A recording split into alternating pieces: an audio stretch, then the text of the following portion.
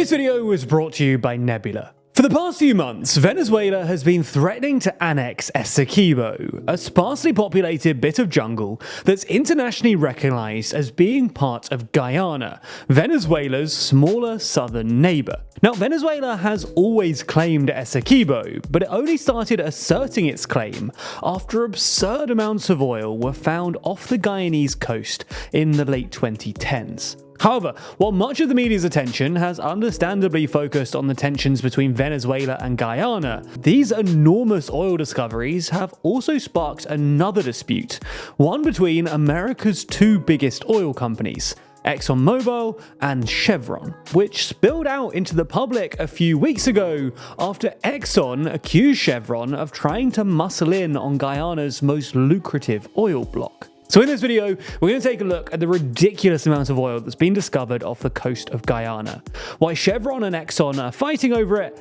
and how this could reshape big oil.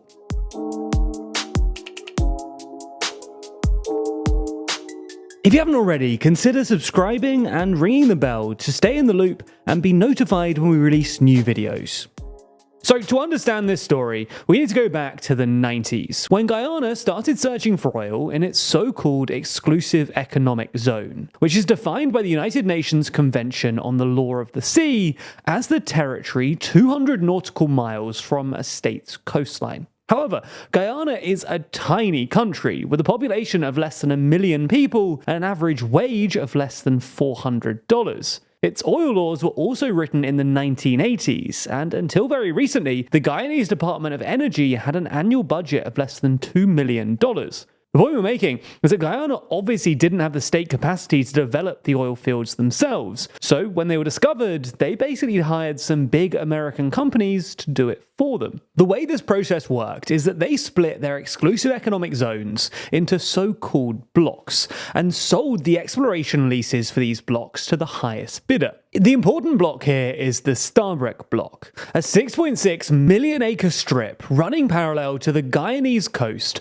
about 120 miles offshore. The lease of the Starbreak block was sold to Exxon Mobil and Royal Dutch Shell all the way back in 1999, but it was sold incredibly cheaply, both because as a poor country the Guyanese state desperately needed money, and because, despite being surrounded by oil-producing states like Venezuela, Brazil and Suriname, previous exploration off the Guyanese coast had been thoroughly unsuccessful, so no one was expecting anything that massive. And well, originally, things didn't go brilliantly. For the first 15 years or so, nothing really turned up, and exploration efforts were hindered by ongoing territorial disputes with both Suriname and Venezuela. While the Suriname dispute was resolved in 2007, even before the massive discovery in 2015, the Venezuelan Navy would periodically hassle exploration vessels, and in 2013 they actually boarded a ship contracted by another American oil company. Then in 2014, when the price of oil crashed, Shell pulled out of the deal, leaving it all to Exxon. Now, Exxon didn't want to plow yet more money into the project, given that they hadn't found anything in 15 years of trying, and their margins were also being squeezed by low prices. So they sold a 30 and 25% stake to the New York-based Hess Corporation and China's state-backed CNOOC, respectively. Under this deal, Exxon remained the operator, i.e. the company actually doing the exploration, but Hess and CNOOC had to put up some of the capital to keep the project going, in return for any profits if oil were to be found. And, well, this turned out to be a great deal for them. Soon after, in March of 2015, Exxon discovered 3 billion barrels worth of extractable oil reserves in the block. Exxon's lease then came up for renegotiation with Guyana in 2016, and they still got a pretty good deal. They paid $18 million up front, which is pretty trivial when you consider that 3 billion barrels translates to over $200 billion in today's prices, and agreed to give Guyana 60% of any future profits, which is significantly lower than the international average of 75% for offshore projects. Then, over the next few years, another 8 billion barrels worth of extractable reserves were discovered, taking the total amount to about 11 billion barrels. Exxon Mobil currently expects Guyana to produce 1.3 million barrels a day by 2027, which could in turn increase the Guyanese state's total tax revenues by about 500%. And the fact that Exxon Mobil keeps hitting new oil wells suggests that there could be even more to discover, perhaps as much as 30 or 40 billion barrels. Now, this won't actually have much of an impact on the global oil markets. While 1.3 million barrels a day will obviously have a massive impact on Guyana, it only represents about 1% of global production. Nonetheless, it's drawn an enormous amount of attention from the world's oil companies, for the simple reason that it's one of the most significant discoveries in the 21st century. For context, most of the world's major oil fields were discovered before the 1970s, and if we exclude the US shale boom in the 2010s, the frequency and magnitude of new discoveries has been slowly declining ever since. And on top of that, the oil in Guyana is of remarkably high quality, unlike the oil in neighboring Venezuela, which is essentially too thick, or shale oil, which is essentially too impure to be used in high-efficiency engines. And this is why, in October of last year, Chevron, the second biggest American supermajor after Exxon,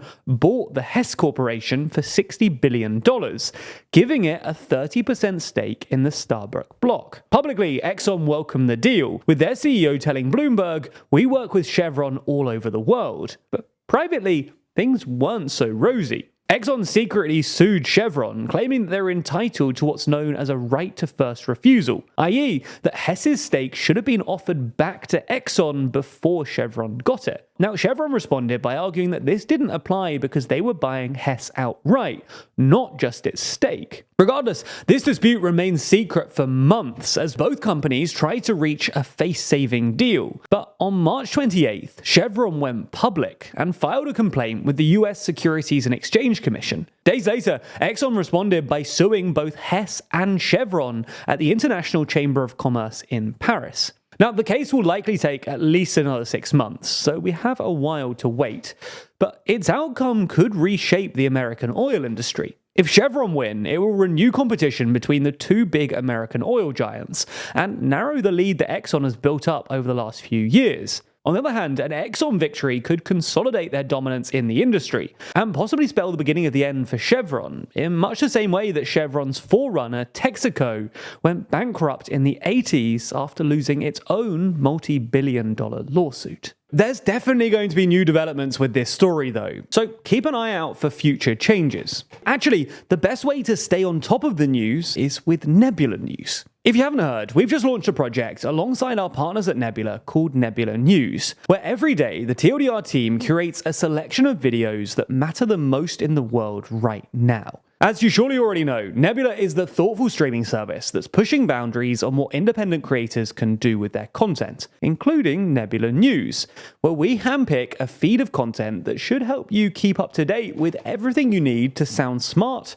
and be truly informed. We believe that in a confusing and overwhelming news environment, knowing what to pay attention to is important. You can't track every story, so our curation should help to surface what really matters, showing you videos from TLDR and other superb creators that will help you understand the world around you quickly and easily. It's not just the curated news content brought to you directly by us.